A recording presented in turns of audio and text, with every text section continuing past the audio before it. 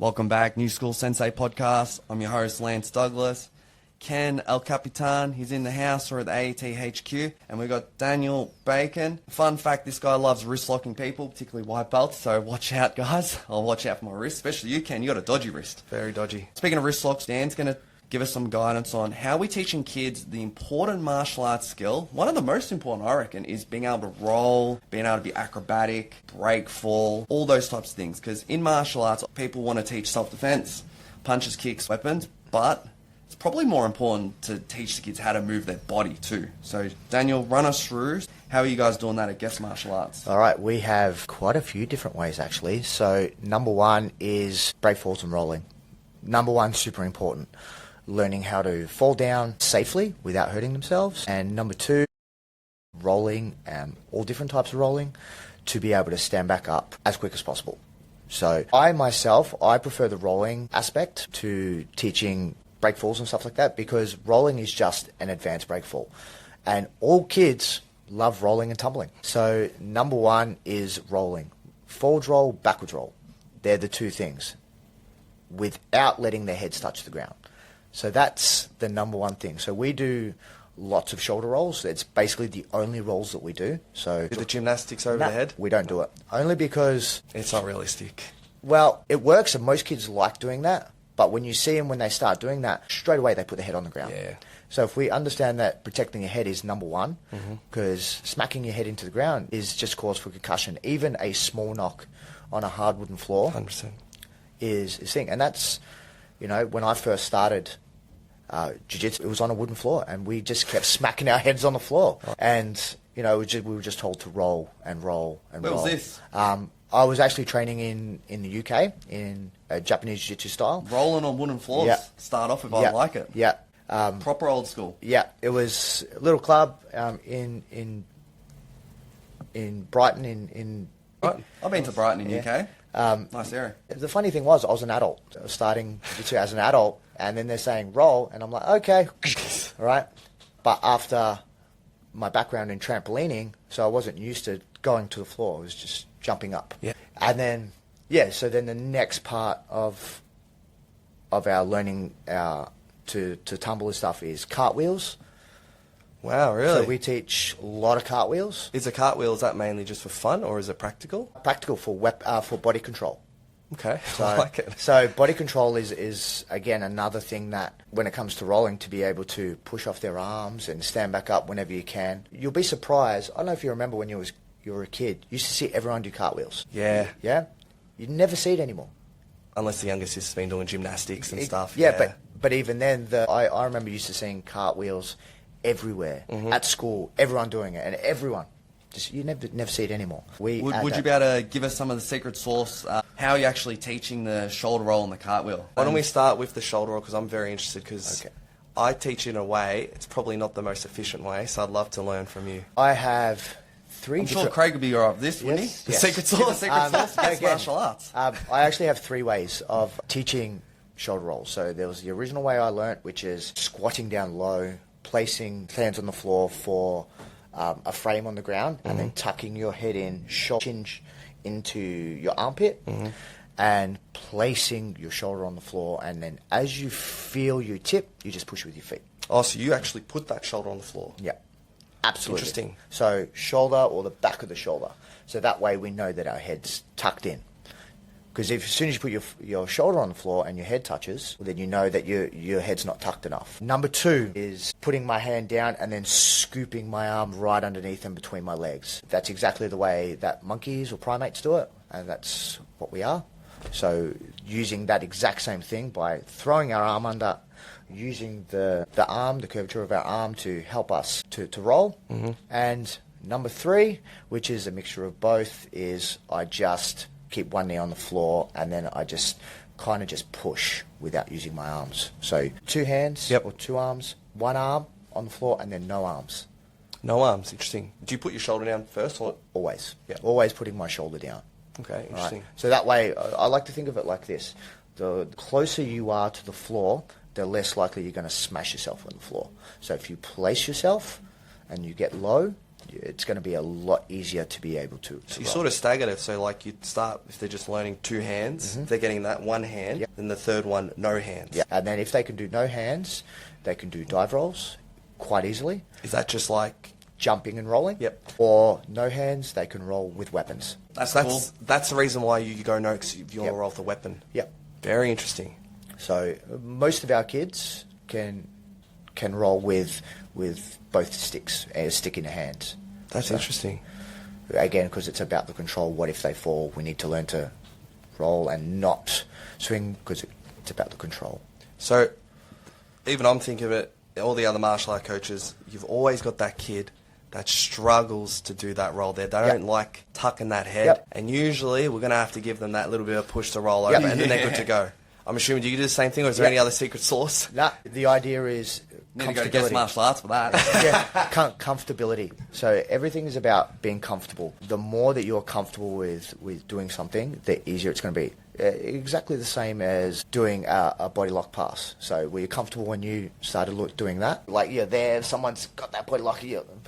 After a while, someone's done it to you a heap of times. You're like, oh, okay, now I just got to wait it out, push down here, and start getting my guard back. It's exactly the same. Comfortability. Where you have the trouble is when kids in particular, they like to rush everything. So when they rush and they just jump themselves forward and head first into the mat. So the idea is, number one, cradle the head to make sure that everything is tucked in, because we don't want them to hit their heads on the floor.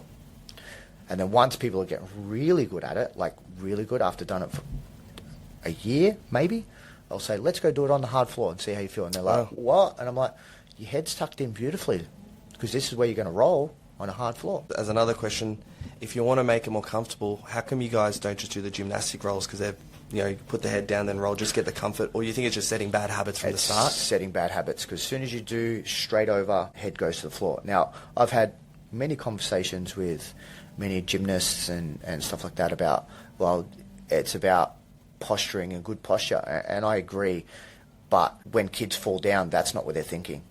They're just falling. They're thinking, oh no, I'm going to hurt myself. Number one, protect our head, tuck it in, right? And, sometimes we slip and we land on our heads. Number one, we're going to try and bring that shoulder forward. So that way, if they do fall, they slip, it's on the side rather than on their head.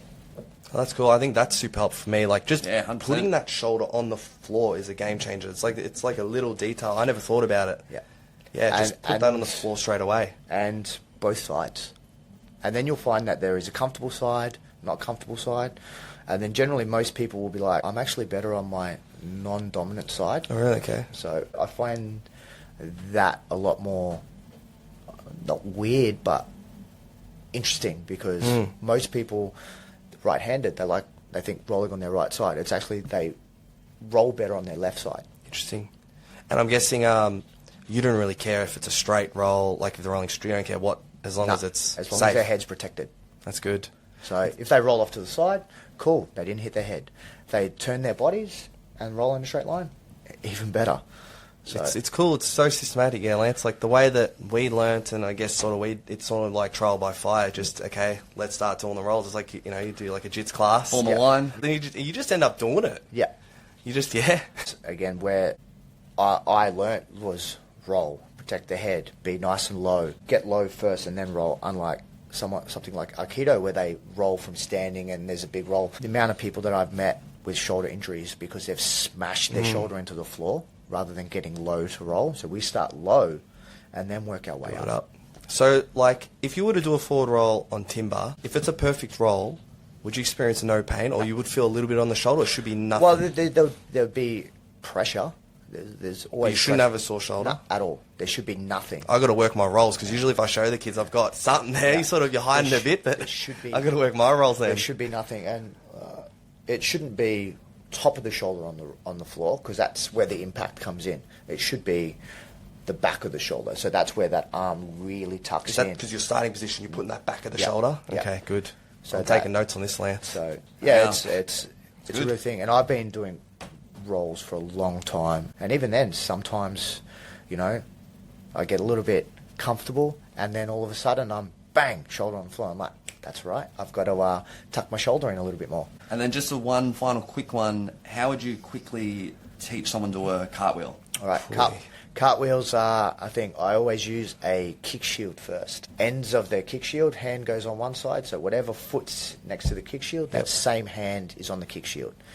Other hand comes over, and then I just kick my leg around, like almost doing a roundhouse kick, and then back kick. What's the point of using the kick shield? So a little bit of height leverage to make it feel a little bit comfortable to bring the legs around. Very interesting. And then do you put your second hand on the kick shield as well? Yeah, or so on the complete opposite side. So that way your other foot meets it. So when you kick your leg around, boom. And just a stupid question, are you doing the kick shields long ways or? Either. Well, it depends on the kid. Long ways first to kind of get that leg over, and if they're getting a lot better, short ways, and then just take it from there. I found that's the best way, or the most where I've had most success when it comes to cartwheels. That's a lot easier to do it that way. And do you try and get the kids cartwheel with a weapon? No. It's too hard? Or? No, it's not too hard at all. It's just the fact is, if you're holding a weapon and then you're flinging yourself upside down, you're more likely to lose control of the weapon because you need both hands on the ground. Okay. Not impossible. I've seen many people do cartwheels with weapons and flips with weapons and stuff like that. But there's just more of a chance to go wrong and fling out and hit someone in front. Especially in big classes, like we can have up to 20 kids in a class with sticks and weapons, and then trying to do stuff like that. That's why I'll keep things very basic. Control first, and then if the control is awesome, then we move on and do more advanced stuff. I guess it makes sense why your school, you're literally, like you go to Craig Guest's school, the mat space is some of the biggest mat space. Oh, it's a big space. It's almost like a footy club's indoor training pitch. It's more like 600 square meters of mat or something. Yeah. So you guys, it's amazing. Yeah, you need that room. A lot of kids. We have about 250, 300 kids. But at the same time... They're all training twice a week and stuff, yeah? all training twice a week. Yeah. But at the same time, there's spaces for different classes to do. So we've got like a bigger space, a smaller space, which is where that weapon control and the rolling really comes in. And then we've got gymnastics and stuff as well. So to help with that tumbling and we just take it from there. Sounds like doing a lot of good stuff there at Guest Martial Arts. So, Daniel, thanks for coming in. We're going to use that. I reckon I might use it for class tonight. Yeah. Forward rolls, cartwheels. That was gold, man. A lot of gold. A lot of gold. So, guys, if you like that, check out our new School Sensei Instagram. I have to probably get some clips of you showing this stuff too. It's pretty cool. And then, if you're watching, you're on YouTube, give us a like, give us a subscribe. The more people we get watching this, the more we're going to do it. Thanks, team.